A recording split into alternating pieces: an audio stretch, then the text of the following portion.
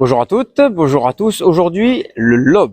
Le lob est certainement un des coups les plus utilisés en défense au paddle. Alors, petit conseil que je vais vous donner dès le départ, n'utilisez pas le lob à chaque coup. D'accord? Le lob doit être un coup tactique.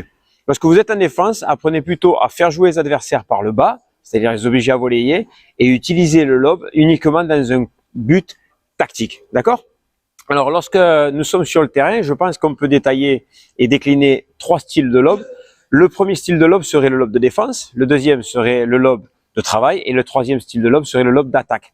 D'accord? Donc, on va détailler ces trois lobes, vous les présenter. Alors, nous sommes ici en défense. Ok?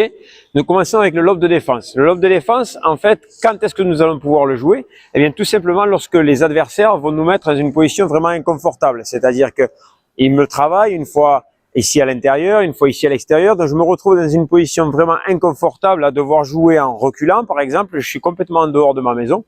Eh bien, à ce moment-là, je vais jouer un lob très haut qui va me donner tout d'abord du temps pour revenir me placer dans la maison.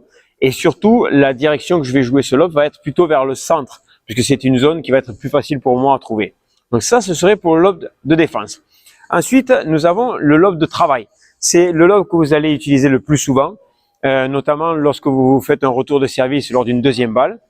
Vous connaissez ce lob-là.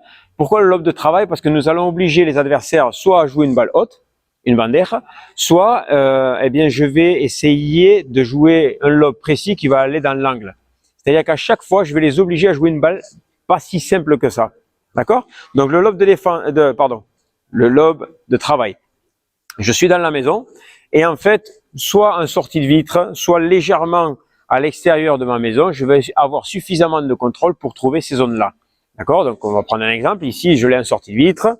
Je viens ici et là, je vais pouvoir jouer mon lob directement vers l'angle d'autre côté. Donc je vais repousser mes adversaires vers le fond ou alors je vais les faire travailler. Ça, c'est le lob de travail. Et enfin, nous avons le troisième style de lob qui serait le lob d'attaque. Le lob d'attaque, en fait, on va pas monter aussi haut, on va jouer plutôt tendu. Le but de ce lob-là est de repousser tout de suite les adversaires vers le fond en les empêchant de prendre la balle au-dessus de leur tête.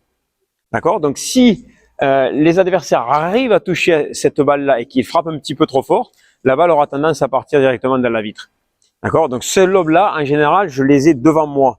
La balle va arriver devant moi, de voler ou depuis ma maison, et là je vais pouvoir jouer ce lob plus tendu qui va passer au-dessus des adversaires et je vais pouvoir ensuite prendre l'attaque. D'accord? Donc nous avons trois styles de lob, le lob de défense, le lob de travail, le lob d'attaque. C'en est tout pour aujourd'hui. Je vous laisse poster vos commentaires, poser vos questions et on se retrouve dans de prochaines vidéos pour travailler plus en détail ces trois lobes. Salut!